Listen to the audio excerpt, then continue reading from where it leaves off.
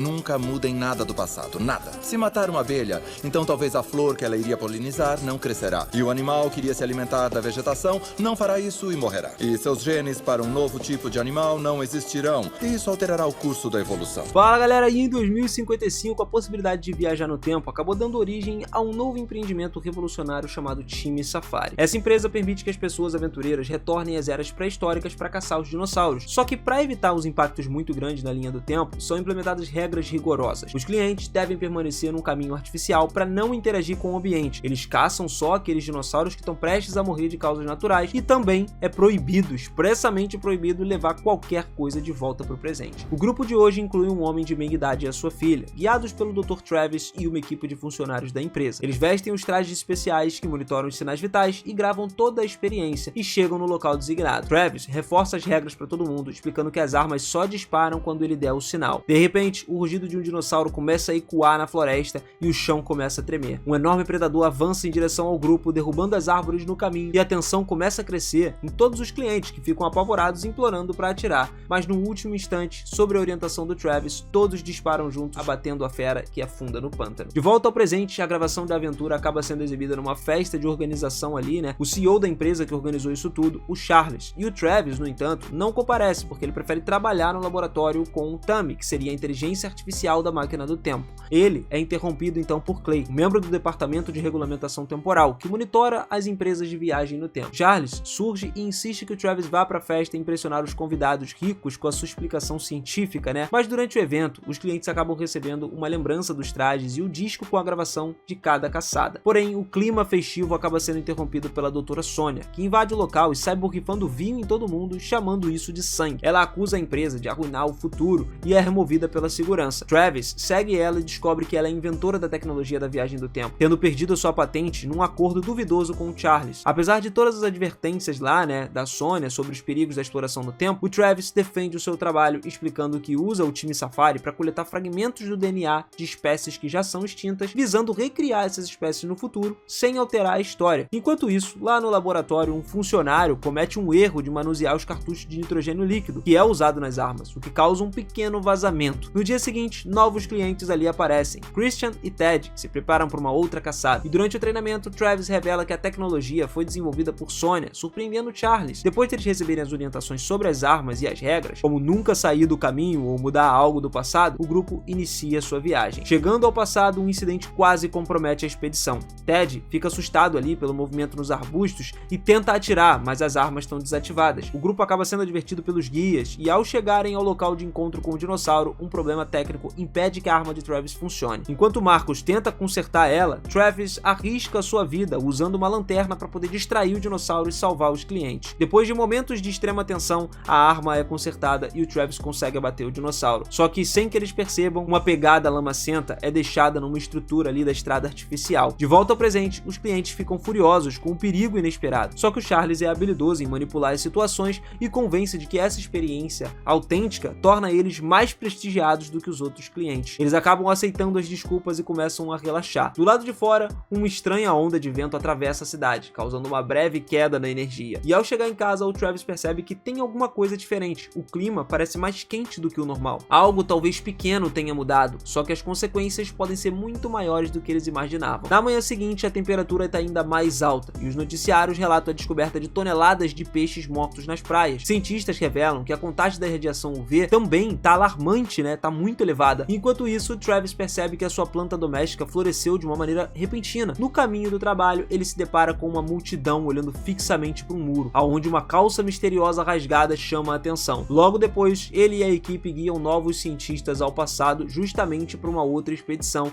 e para surpresa, o corpo do dinossauro abatido ainda estava no mesmo lugar. Só que, de repente, um vulcão distante entra em erupção. Todos correm de volta para o portal. Travis e Jenny conseguem saltar para o presente, né, para os momentos atuais, antes das cinzas alcançarem eles, e de volta à base, eles discutem o ocorrido e acreditam que a máquina Tammy calculou incorretamente o ponto de entrada por cerca de 5 minutos. No entanto, a inteligência artificial garante que as coordenadas estão corretas. Clay, nesse momento, um agente do departamento de regulamentação temporal, ordena que a instalação seja fechada até que as investigações sejam concluídas, ignorando as tentativas de Charles de persuadir ele. Mais tarde, Travis pega um táxi, mas a viagem acaba sendo interrompida quando um buraco aparece no meio da rua, causado justamente por plantas de crescimento crescimento anormalmente rápido. Depois do incidente, ele decide visitar Sonia, mas encontra o prédio dela tomado por vegetação. Os inquilinos reclamam que as plantas estão invadindo seus apartamentos, enquanto a Sonia está frustrada lá, ameaçando eles com uma arma para que eles recuem. Travis acaba se infiltrando no apartamento dela, fingindo ser o entregador, e lá ele descobre que o lugar está cheio de plantas que parecem normais, mas a situação rapidamente muda. A Sonia explica para ele que as mudanças no passado estão causando um efeito cascata agora no presente, conhecido justamente como a onda do tempo. Ao olhar pela janela, eles começam a ver a onda se propagando pela cidade. De repente, gritos são ouvidos e a dupla encontra insetos invadindo o prédio. Travis usa uma água para abrir caminho até eles conseguirem escapar, só que a explosão destrói o apartamento. Eles caem de uma árvore gigante que não deveria estar ali e percebem que a cidade inteira está em ruínas. A Sonia então revela que as mudanças no passado afetam o presente gradualmente, e as plantas são as primeiras a se transformar, seguidas pelos animais e, por último, os humanos. As alterações podem variar de mutações simples, como, sei lá, um olho extra, até extinções completas. Determinados a corrigir o erro, Travis e Sonia então voltam para a empresa com um plano: retornar ao passado para impedir que o erro cometido na expedição anterior continue acontecendo. E o Clay inicialmente nega o pedido, mas Charles convence ele que não tem alternativa. Ao ser transportado, o Travis não retorna na era dos dinossauros, mas em um deserto, onde os nativos americanos fogem da onda do tempo. Ele consegue retornar ao presente e avisa a todos sobre esse fenômeno, mas já é tarde demais. A onda atinge o laboratório, destruindo grande parte dos equipamentos e cortando a energia. Mesmo que ninguém tenha se ferido, o local agora está completamente tomado pelas plantas. Sonia percebe que a máquina do tempo não pode operar através das ondas do tempo, e isso acaba levando ela a desenvolver uma modificação na Tammy, que aí ela teria um salto mais eficiente no tempo. Enquanto isso, a equipe analisa uma gravação de Última Caça,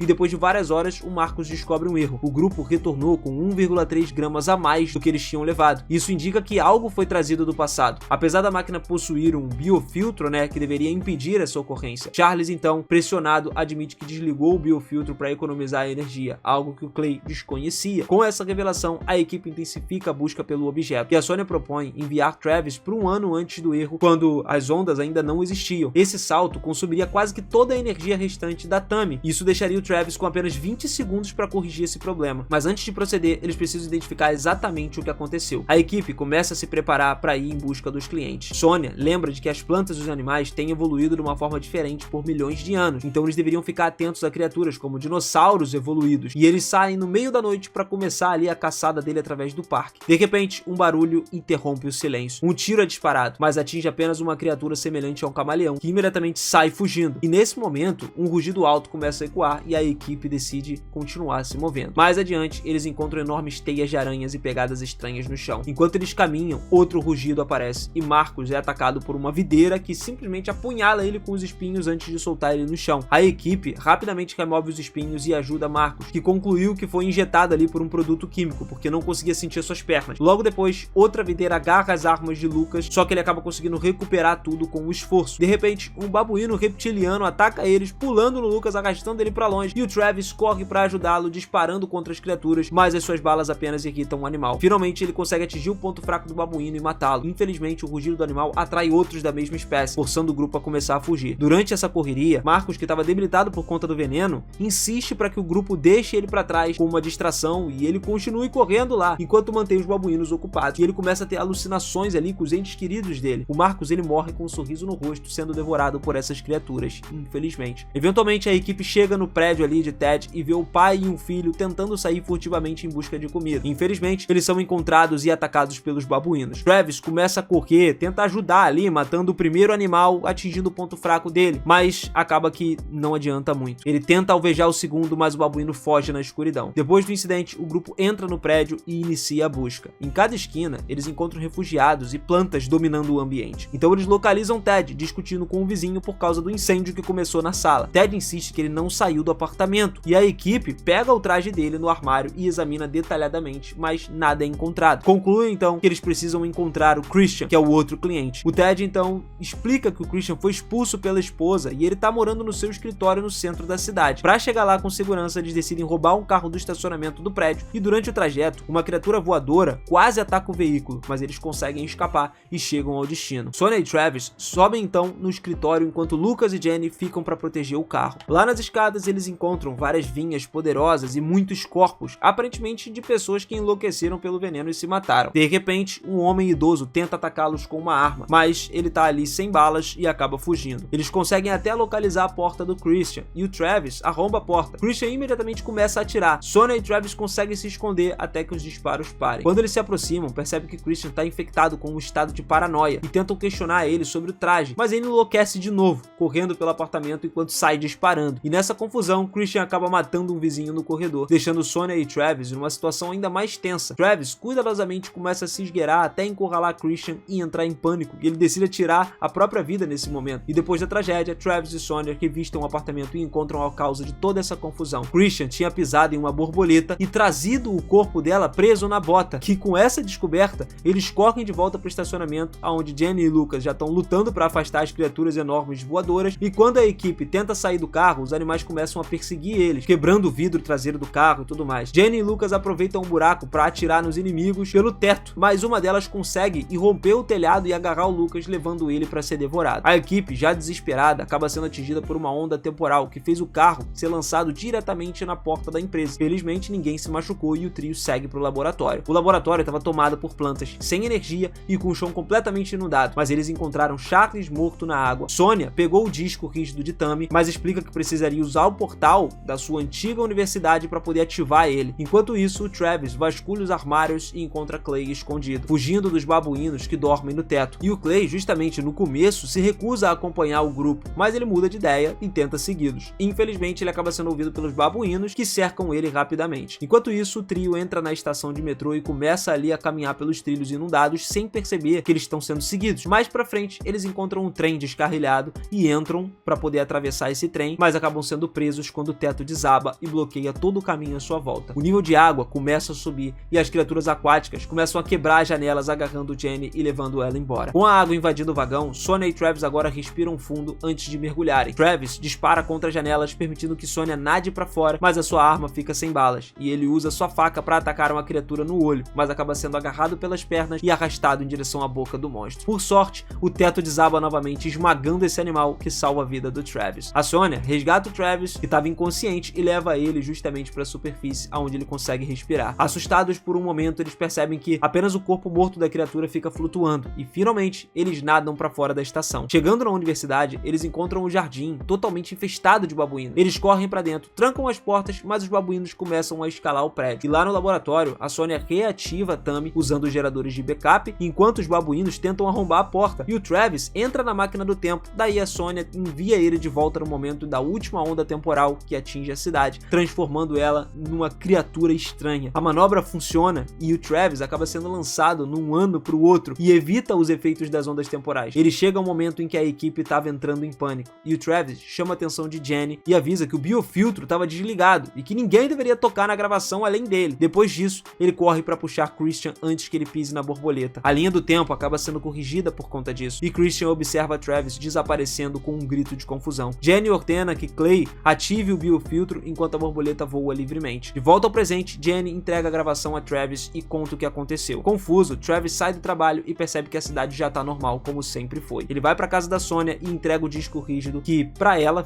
finalmente ela pode derrubar a empresa com provas sólidas de tudo o que aconteceu. E assim, nós finalizamos mais um vídeozão de filme aqui no canal, e se você curtiu, deixa o seu like, não esquece de se inscrever no canal e de ativar o sininho pra ver mais recaps como esse aqui. Eu vou ficando por aqui, aquele forte abraço e até mais. Valeu!